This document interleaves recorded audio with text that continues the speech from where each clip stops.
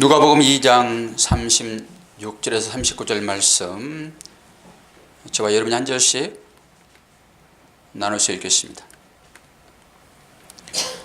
또 아셀 지파 바누엘의 딸 안나라 하는 선지자가 있어 나이가 매우 많았더라. 그가 결혼한 후 7해 동안 남편과 함께 살다가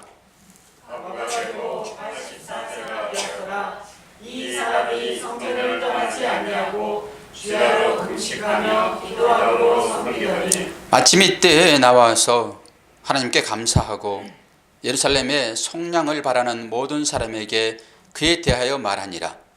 주의 율법을 따라 모든 일을 마치고 갈릴리로 돌아가 공공의 나사렛에 이르니라. 아멘. 여러분은 삶을 사시면서 간절하게 기다려본 경험이 있습니까? 그리고 그것은 오늘까지 이어지고 있습니까? 또한 어떤 열매로 나타나고 있습니까? 저는 간절하게 기다려본 적이 몇 번 얘기를 했지만은 누구나 결혼하게 되면은 자녀를 갖게 되는데 첫째 아이를 낳을 때 그때 병실 앞에서 기다리는 그 초조감, 긴장감, 저는 그 기다림이 최고 길었습니다. 그리고 아이 울음소리를 낳는데 사모는 건강합니다. 이 소리를 빨리 안 해줘가지고 엄청난 긴장감과 함께 어려움이 있었습니다. 기다림이 크면 클수록 거기에 따른 보상은 분명하게 좋은 것으로 있게 되지요. 그러나 기다림이라고 하는 것은 여러 가지 측면에서 볼 수 있는데, 또 어떤 기다림은 영원히 오지 않았으면 좋겠다, 그런 기다림도 있을 것입니다. 왜 그렇죠? 그 끝에는 별로 내가 원하는 그런 열매가 주어지지 않기 때문에 그 기다림이라고 하는 것은 차라리 오지 않았으면, 그런 기다림도 있죠. 또한 기다림은 이런 것이라고 생각을 해봤습니다. 한숨 자고 나면은 지나가 버린, 그러니까 기다리면 오게 되어 있는 그것이 빨리 지나가 버리면 이런 것이죠. 그러니까 이 세상 사람들은 이런 것을 이제 잊기 위하여 술도 먹게 되고 내지는 마약도 하게 되고 그 순간 다 지나가 버려서 그 뒤에 오는 그런 열매를 받지 않고 싶은 것이죠. 여러분은 2018년도를 보면서 어떤 기다림이 있었습니까? 혹시 이 세 가지 기다림이 아닌 방랑신 김삿갓 아시죠? 풍류에 몸을 맡겨버리고 그냥 살아온 삶, 혹시 그런 삶은 아니었습니까? 저는 어쩌면은 앞에 세 가지의 기다림, 그러니까 정말로 고난의 기다림이었으나 그 끝에는 엄청난 즐거움이 따르는 그런 기다림, 그리고 오지 않았으면 좋겠다라고 하는 그 기다림, 빨리 지나가 버렸으면 좋겠다라고 하는 그 기다림도 기다림이지만은, 저는 방랑신 김삿갓, 그 사람은 물이 흐르는 그곳에 자기 몸을 맡기고 살아갔던 사람 아닙니까? 이것이 혹시 우리 성도들의 삶과 맥을 같이 한다, 이렇게 생각을 해보았습니다. 오늘 설교 제목이 기다리는 사람, 안나 선지자. 그렇기 때문에 우리는 성경을 통해서 어떤 사람들이 기다렸고 그 기다림 뒤에는 어떤 열매가 맺혀졌는가를 추적해 보기를 원합니다. 히브리서 11장 6절에 보게 되면은 믿음이 없이는 기쁘시게 못하다니 하나님께 나가는 자는 반드시 그가 계신 것과 그가 자기를 찾는 자들에게 상 주시는 이심을 믿어야 할지니라. 너무 중요한 말씀입니다. 믿음이 곧 하나님을 기쁘게 하신 것이죠. 그리고 그 하나님께 나아가는 자는 반드시 그분이 우리에게 상을 주신다라고 하는 것을 믿고 나가야지만이 우리는 하나님 앞에 믿음을 고백할 수가 있습니다. 이러한 각도에서 말씀을 보게 되면 훨씬 은혜가 되지요. 저는 첫 번째 기다림을 하나님의 기다림이다 이렇게 생각해 봤습니다. 독특한 생각일 수 있는데 창세기 1장을 보게 되면 하나님께서 흑암 가운데서 빛이 있으라 이렇게 말씀하시잖아요. 저는 이것이 기다림의 시발점이다 생각을 해보았습니다. 사실 하나님께서 말씀하실 때는 모든 만물이 복종함이 나오죠. 우리는 너무나도 그것을 당연시 여기고 하나님께서 무슨 기다렸겠는가라고 생각을 하지요. 그러나 저는 그 가운데서도 하나님의 기다림이 계셨을 것이다 라고 생각을 했습니다. 하나님께서 말씀하실 때 하나님은 폭력적으로 말씀하셨을까요? 아니면은 사랑의 감정으로 말씀을 하셨을까요? 여기서 제가 굳이 폭력적이라는 단어를 쓴 것은 다른 말을 바꾸게 되면은 기계적이다. 하나님이 기계적으로 말씀하셨을까요? 안 그러면은 사랑의 감정을 가지고 말씀하셨을까요? 제가 여러분들에게 이렇게 묻는 것은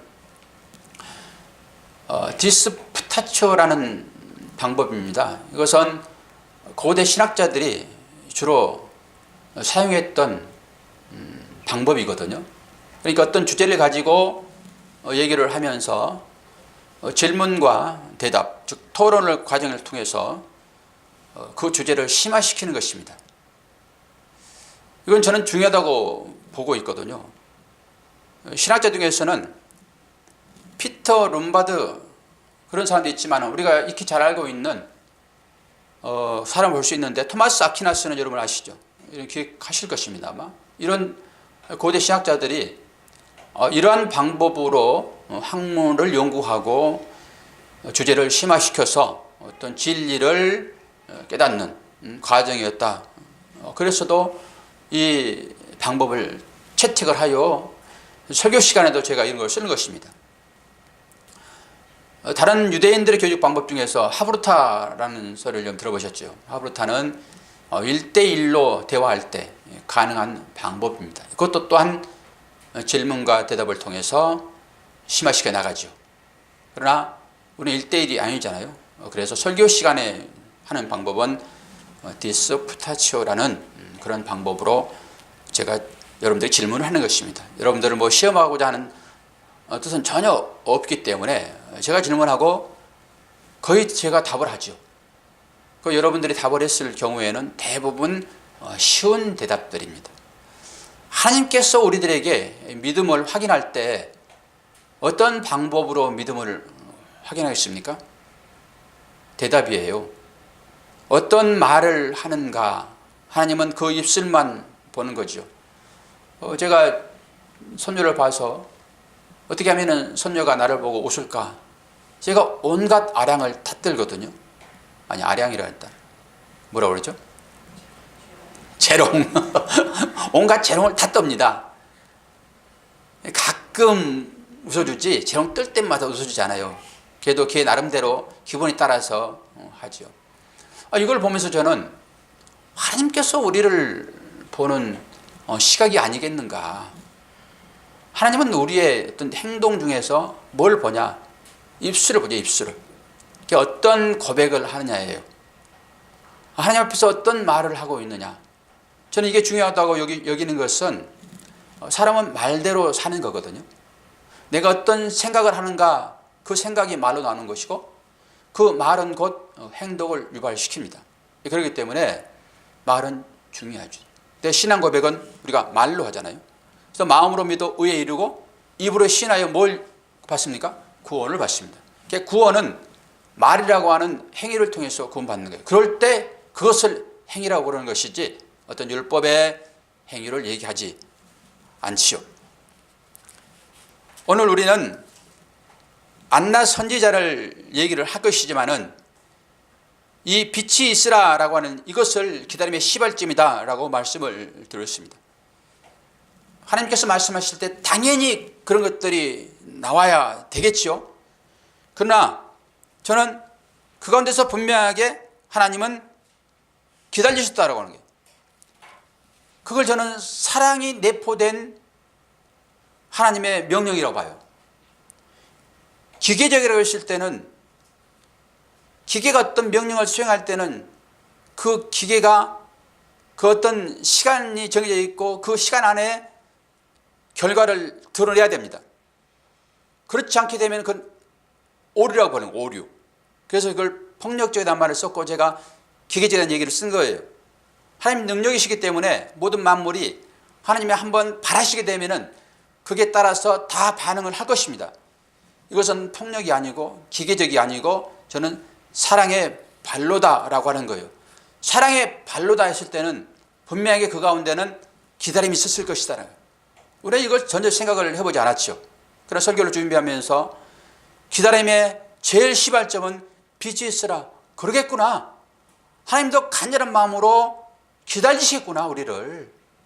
그래서 창세기 1장 2, 3절을 보게 되면은 땅이 혼돈하고 공허하며 흑암이 깊음 위에 있고 하나님의 신은 수면에 운행하시니라. 하나님이 가라사대 빛이 있으라 하심에 빛이 있었고, 이 빛이 있는 이유는 곧 어둠을 물러가기 하기 위한 것입니다. 우리는 창세기를 통해 가지고 그 창세기의 창조 과정을 통해서 하나님께서 우리 인간들을 어떻게 구원하실지, 그 구원이라고 하는 것은 분리하는 것입니다. 내 백성아 바벨론에서 나오라 했던 것처럼 그 흑암 가운데, 그 어둠 가운데, 죄 가운데서 우리를 불러내는 것이 구원이에요. 창세기는 그 얘기를 하고 있어요. 지금 빛이 있으라 했을 때 이 빛은 뭐예요? 혼돈하고 공허하며 흑암 가운데서 우리를 불러내시는 방법이 빛이라고요. 빛.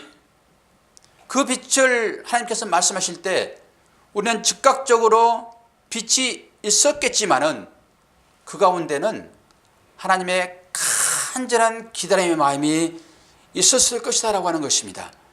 우리는 시간을 얘기할 수 없죠. 그러나 하나님은 간절한 마음으로 빛이 있어야 했을 때 죄악과 어둠 가운데서 헤매이는 인생들을 구원하시는 하나님의 마음이 거기에 녹아 있을 것이다 라고 생각을 합니다.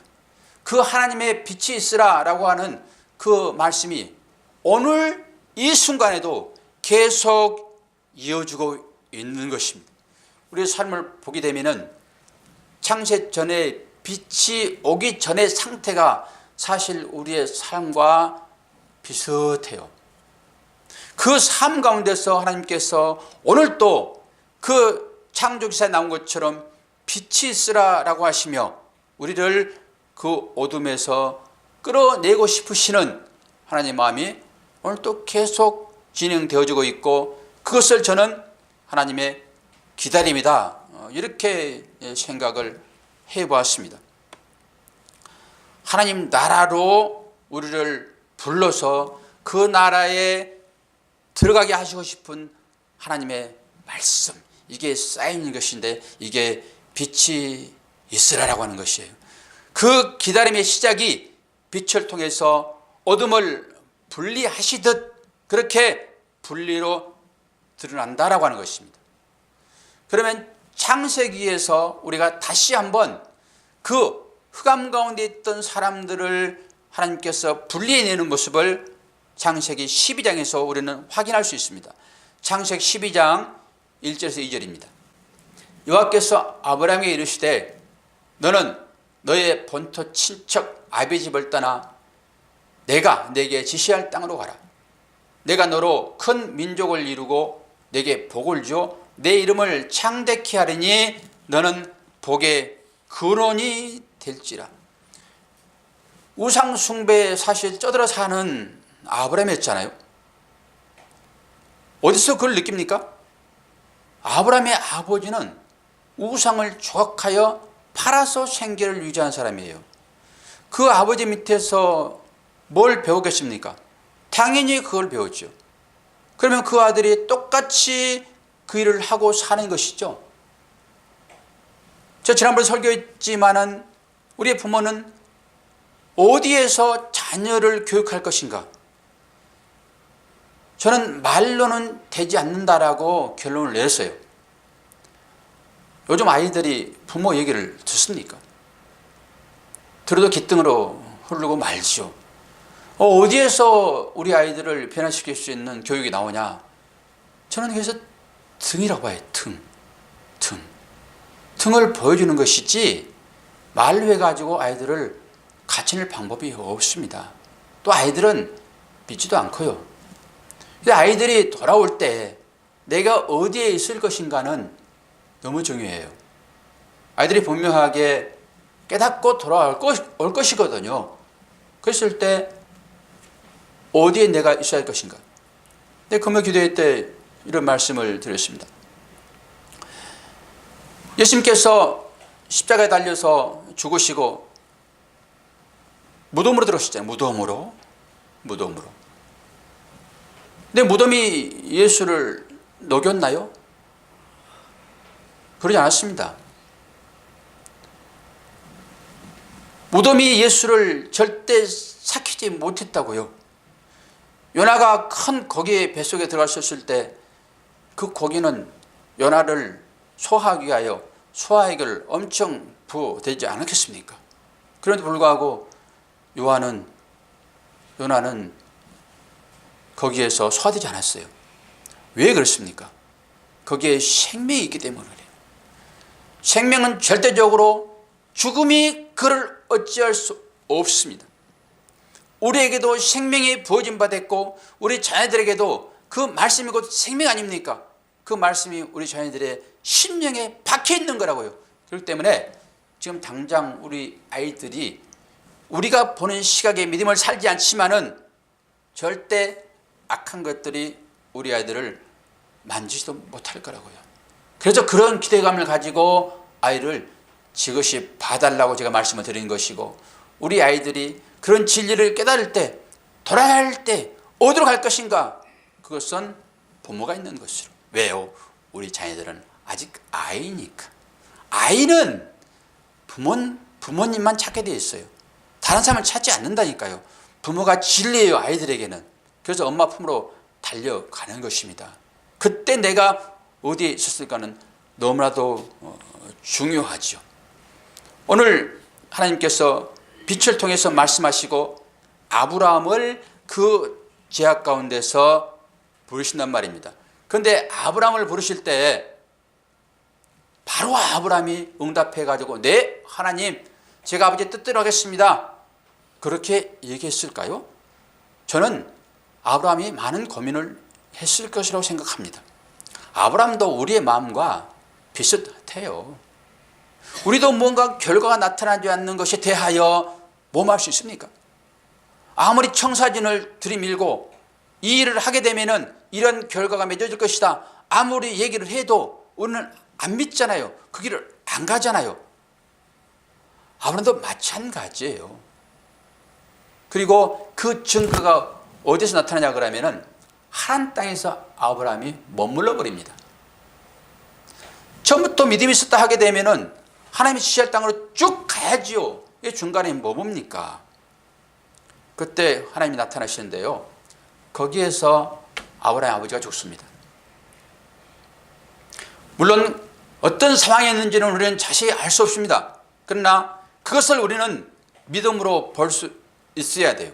믿음으로. 결국 아브라함은 이제 하란을 떠나서 하나님이 지시한 땅으로 가게 되는 것입니다. 거기에도 하나님의 간절한 기다림이 있었다라고 하는 거예요. 하나님의 간절한 기다림. 아브라함을 불러서 우리를 구원한 것처럼, 아브라함을 구원한 것처럼 우리도 그 과정 중에 똑같이 우상을 섬기고 살아가고 있는 것이 우리의 현실 아닙니까? 우리는 뭐 다릅니까? 그 가운데서 오늘 또 아브라함을 불러서 하나님 우리를 부르신다라고 하는 거예요. 그 기다림에 대해서 사도 바울은 이렇게 얘기를 합니다. 야고보서 5장 7절에서 9절.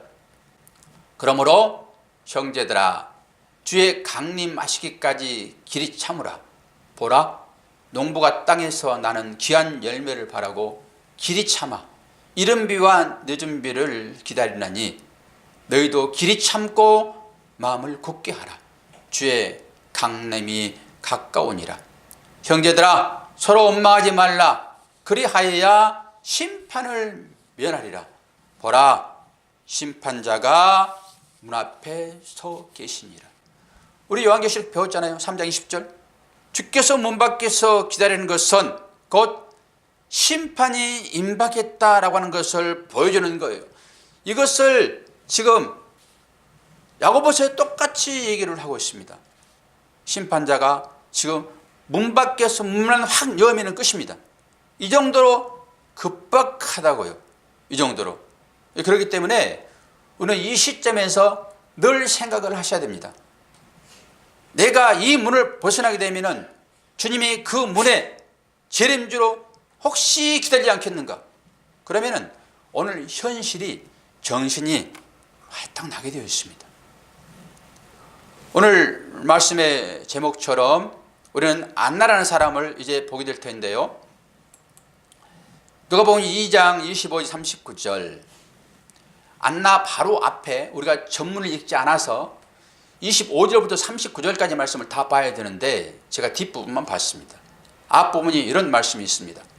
예루살렘에 시몬이라 하는 사람이 있으니 이 사람이 의롭고 경건하여 이스라엘의 위로를 기다리는 자라. 성령이 그 위에 계시더라. 저가 주의 그리스도를 보기 전에 죽지 아니하리라는 성령의 지시를 받았더니 성령의 감동으로 성전에 들어가매 마침 부모가 율법의 전례대로 행하고자 하여 그 아기 예수를 데리고 오는지라. 시몬이 아기를 안고 하나님을 찬송하여 가로되 주제여 이제는 말씀하신 대로 종을 평안히 놓아 주시는도다. 내 눈이 주의 구원을 보았사오니 이는 만민 앞에 예비한 것이요 이방을 비추는 빛이요 주의 백성 이스라엘의 영광이니이다 하니. 안나 전에 시므온을 얘기를 합니다.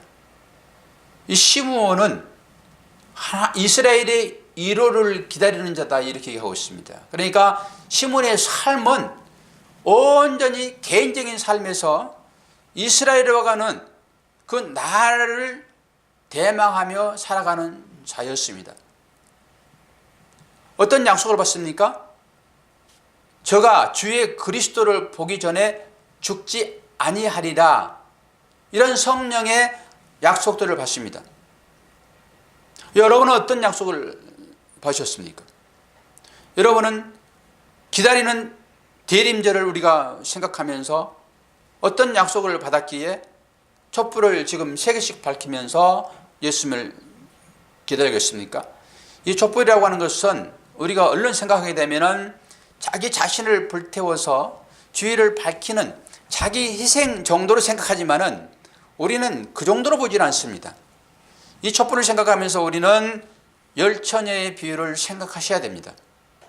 열처의 비유 중에서 몇 명만 구원받습니까? 5명만 구원받습니다. 촛불의 의미는 바로 그런 거예요. 5처녀가 기름을 낭비하는 과정이기는 하였으나 그것은 주님이 오늘 쪽에 오실 것이다 라고 하는 그런 생각으로 기름을 밝혔다고요. 누구를 기다리죠? 주님이요. 신랑을 기다리는 삶이 바로 우리의 삶이라고 계속 성경은 얘기를 하고 있습니다. 이게 기다림이에요. 어떤 부모가 자녀를 기다림에 있어서 제일 간절할까요?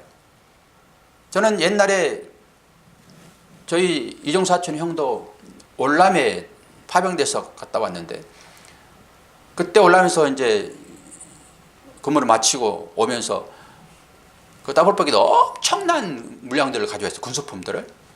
그때 커피를 처음 먹어봤습니다. 올람 가면 사람들이 많이 죽기도 해서 거기에 이제 차출돼서 간 사람들의 부모는 어떻게 하면 무사히 우리 아이들이 돌아올까? 아마 이 간절함이 최고의 간절함이 있을 거라고 저는 생각합니다. 또 기다려야 할 사람이 있었죠. 우리 한국 어려웠었을 때 중동에 건설붐이 일었잖아요. 그때 많은 사람들이 일하러 갔습니다. 그때 그 열사의 나라에서 정말로 땀 흘리며 일해가지고 돈 벌어서 가족들 잘 먹고 잘 살라고 집으로 돈 보내주잖아요. 그리고 돌아오게 되면은 나름대로 의미 있는 삶을 살겠지 라고 참고 일했던 사람이 집에 와보니까 집이 쑥대밭이 되어버렸습니다. 어떤 경우인지는 여러분 잘 아실 것입니다. 우리는 신랑을 기다리는 그런 마음으로 이 땅 가운데서 준비하며 살아가야 할 신부의 정체예요. 신랑이 돌아왔을 때 당신이 고생한 만큼 나도 이곳에서 아끼면서 살았습니다 하고 말할 수 있는 신부의 기다림이어야지 저거 돌아오면 큰일 나는데 라고 하는 사람이면 되겠습니까? 시몬이 바로 그렇게 주님을 기다렸던 사람이에요. 그리고 오늘 보니까 예수님께서 정결 예식을 치르기 위하여 예루살렘 올라갔습니다. 그 애기 지금 우리 예수처럼 이런 애기입니다. 8일 만에 할 일했습니다. 8일 만에. 그 당시에는 정결 예식을 치르기 위하여 와서 아기를 보니까 성령이 계시했던 딱 그 아기예요. 그러니까 볼 수 있습니다. 이분이 누구신지를. 세례 요한도 벌써 뱃속에서 알았잖아요. 성령이 임하게 되면요, 우리는 예수가 누구인지가 분별되어집니다.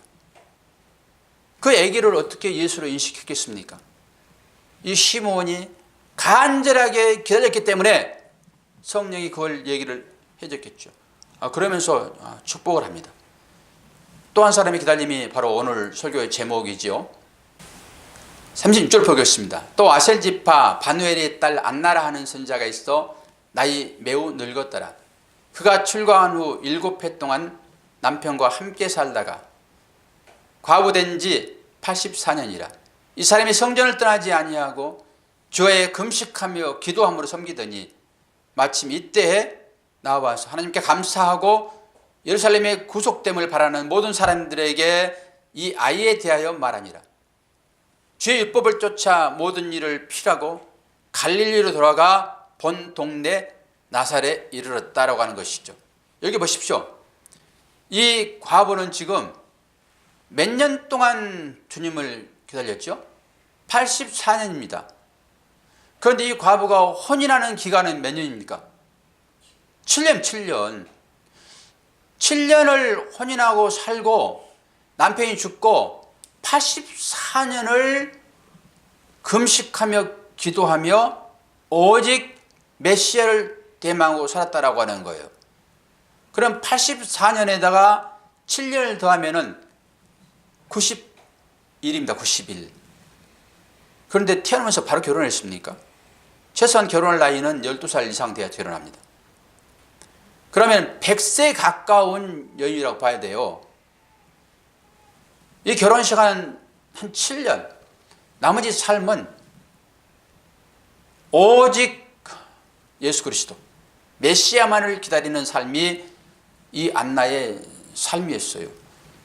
이 삶을 굳이 우리들에게 얘기해 주시는 것은 우리가 그렇게 메시아를 대망하며 지금 대강절 셋째 주일을 맞이하고 있는데 단순히 그냥 촛불만 켜는 것이 아니라 우리도 시므온처럼 안나처럼 그렇게 주의 오심을 대망하는 삶을 사는 것이 우리의 본질의 삶인 것이지 단순히 그냥 어떤 절기니까 이 절기 그냥 보내면 되지 라고 얘기하지 않는다고요. 우리는 신부로서의 삶을 살아야 됩니다. 그러려고 그러면은 어떤 마음가짐이어야 돼요? 당연히 이러한 마음 가짐해야 되겠죠. 혹시 우리가 그 대망한 예수 그리스도를 어떤 마음으로 기다립니까? 혹시 유대인들이 메시아를 기다리는 심정으로 기다립니까? 그러면 그 기다림은 아주 잘못된 것입니다. 성탄절 그러게 되면은 예전에는 상당히 캐럴도 올리고 분위기가 조금 성탄절 사실 분위기가 났거든요. 그 일반 사람들한테 성탄절 하게 되면은 무엇이 떠오릅니까? 제가 물어봤더니 이런 얘기를 합니다. 여러분 성탄절 하게 되면은 뭐가 떠오릅니까? 어떤 생각이 떠오릅니까? 아기 예수요. 믿음이 좋으신 분이세요. 성탄절 하면은 대부분 다 산타크로스를 사람들이 많이 떠올라요. 산타크로스는 단순히 그냥 선물 주는 할아버지예요. 선물 주는 할아버지. 혹시 우리가 하나님 나라를 생각하면서 이 땅에 누리지 못할 것으로 하나님 나라를 생각하게 된다고 하면은 우리는 하나님 나라를 영 잘못 분별하고 있는 것입니다.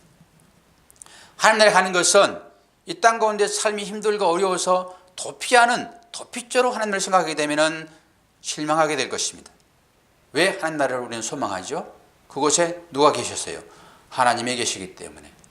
하나님의 나라는 하나님이 가지고 계신 어떤 물질적인 것의 풍요로움이 아니라 그 나라는 하나님의 말씀이 살아있는 것이기 때문에 그게 하나님의 나라예요.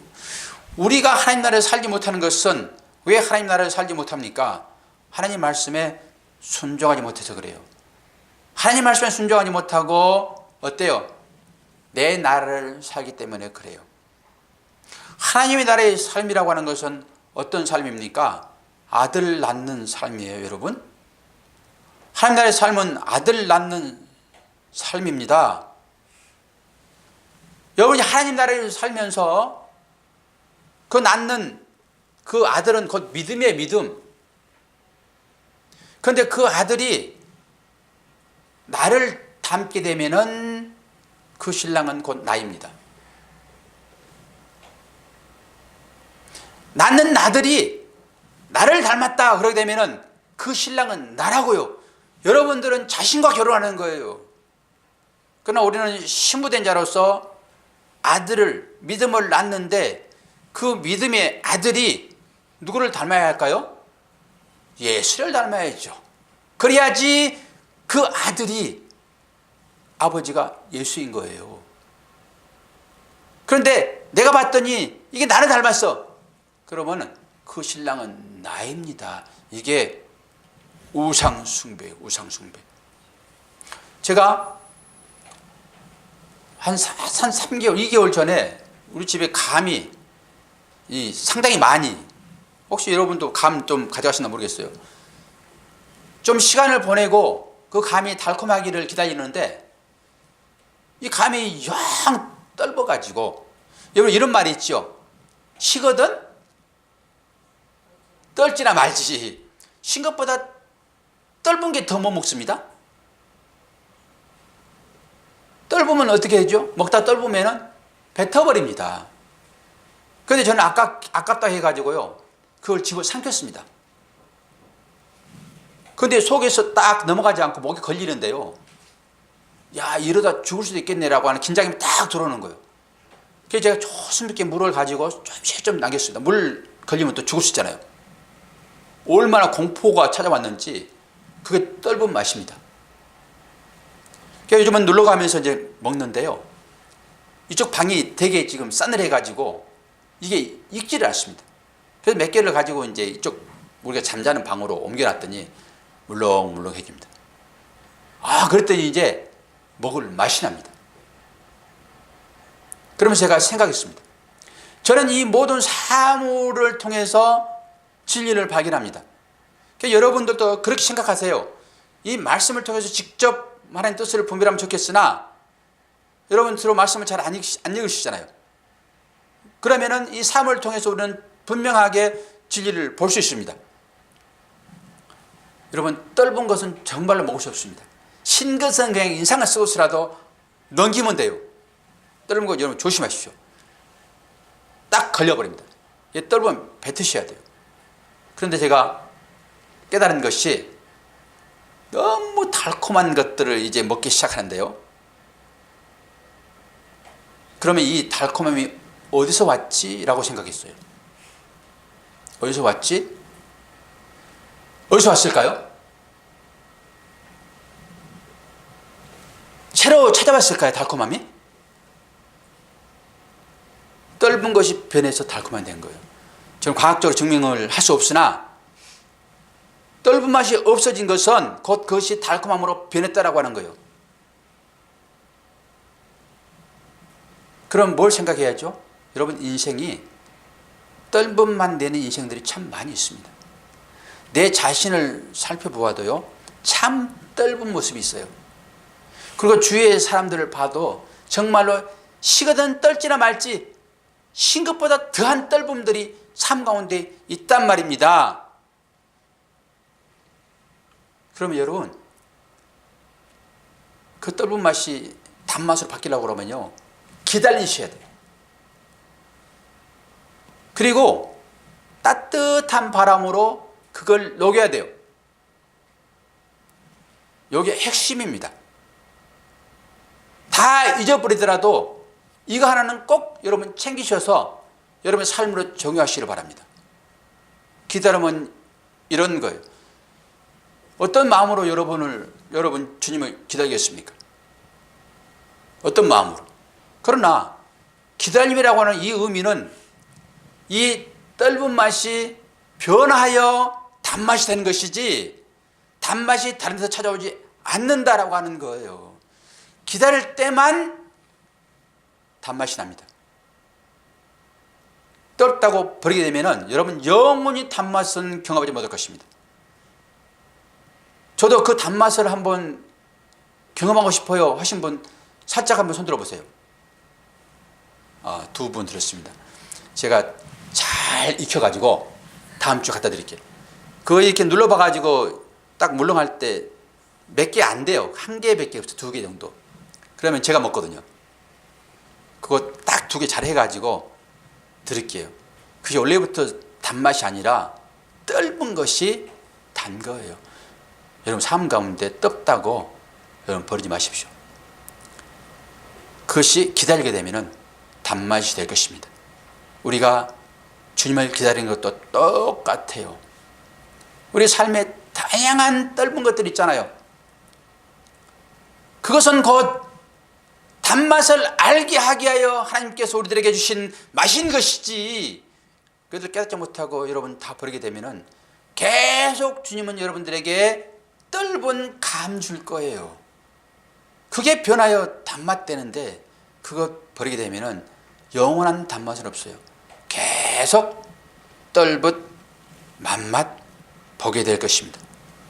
그래서 신랑을 기다리는 신부된 우리들은 이 땅 가운데 새 속에 물들지 않는 그런 삶을 사는 것이 정결한 신부예요. 제가 조금 7년이 지나고 8년이 되게 되면은 7년은 십자가로 들어가는 안식의 개념입니다. 7이라고 하는 것은. 그리고 8은 이게 언어로 보게 되면은 생명으로 나오는, 그 글씨 자체가 생명이에요. 그래서 저는 내년을 이제 생명의 길로 나오는 거다라고 했는데, 주일학교에 약간의 유기가 있습니다. 우리가 31명 정도로 시작된 주일학교가 지금 반도 안 나옵니다. 반도. 그리고 보통 주일학교에는 우리 교회는 독특해서 유치부에서부터 올라오기 시작을 하거든요. 유치부에서. 근데 유치부가 우리 할인이 빼놓고는 없습니다. 그리고 할인이도 내년에 이제 학교 올라가 버려가지고 유치부가 없습니다. 유치부가 없게 되면은 이게 교회 성장은 이게 안 돼요. 바깥에서 외부에서 오는 아이들 없습니다. 전부 성장해서 커 나가야 되거든요. 그래서 제가 위기라고 생각을 한 거예요. 그럼 이걸 타도를 해야 되는데 어떻게 할까? 그러다가 어린이집에 전도를 본격적으로 하는데 저는 안 됩니다. 그건 아내의 몫이라고 저는 생각을 해요. 관계로밖에 안 돼요. 걔들은 무슨 믿음이 있어서 교회를 나오겠습니까? 엄마가 손잡고 데려다 줘야지만이 가능한 일들이거든요. 그 일을 시작을 해야겠다 싶습니다. 그것은 곧 여러분들의 협조가 필요해요. 하나님께서 이 교회를 세우신 이유는 다음 세대를 키워내기 위한 거예요. 그게 목적입니다. 우리 1세대는, 우리 성인된 성도 여러분들은 사실 하나의 미랄의 심정을 가지고 이 일을 감당을 하셔야 돼요. 분명하게 하나님의 특별한 상이 있을 거라고 저는 생각을 합니다. 심는 작업을 우리는 해야 될 거예요. 그렇기 때문에 여기에는 헌신이 필요하죠. 네, 그런 생각을 제가 갖고 있고, 우리는 미래 정신을 다시 한번 생각해 보자. 2019년도에는 그래서 유치부 아이들을 좀 전도해 가지고 교회가 조금 발전적인 모습으로 좀 성장할 수 있도록, 커내니까는 고등부는 싹 나갔잖아요. 그 아이들을 붙잡을 수 있는 것은 교회가 시스템으로 그 아이들을 붙잡아야 되거든요. 그런데 우리 교회가 젊은 사역자들을 모실 수 있지 못해요. 이게 오지도 않을 뿐만 아니라 우리가 그들을 모시지 못해요, 우리 형편이. 그래서 우리끼리 이걸 이제 감당을 해야 되는 거라서 문제가 있죠. 그럼 우리는 작은 아이들을 키워내는 것으로 우리는 사명을 감당하자라는 마음을 제가 갖습니다. 그들이 머물고 그들을 케어해주고 신앙 지도를 하면 좋겠으나 제 역량은 거기까지 미치지 못해요. 그러면은 돈을 많이 들여서 유능한 사역자들을 모시면 되겠는데 실정이 또 우리 교회가 그게 안 되니까, 그럼 우리는 우리 사이즈에 맞는 그런 일을 감당하자. 너무 욕심 부리지 말자.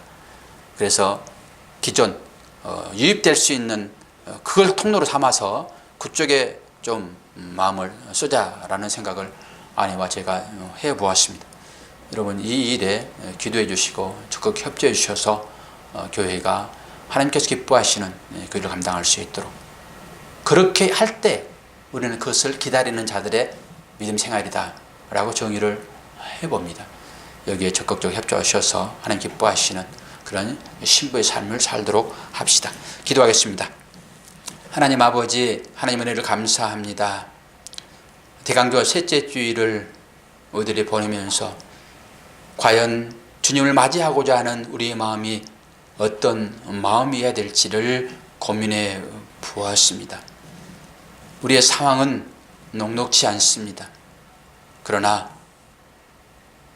신부가 신랑을 기다릴 때 어떤 마음으로 기다려야 될지는 우리가 잘 배웠사오니 그 마음 가지고 인내할 수 있도록 은혜 베풀어 주시옵소서.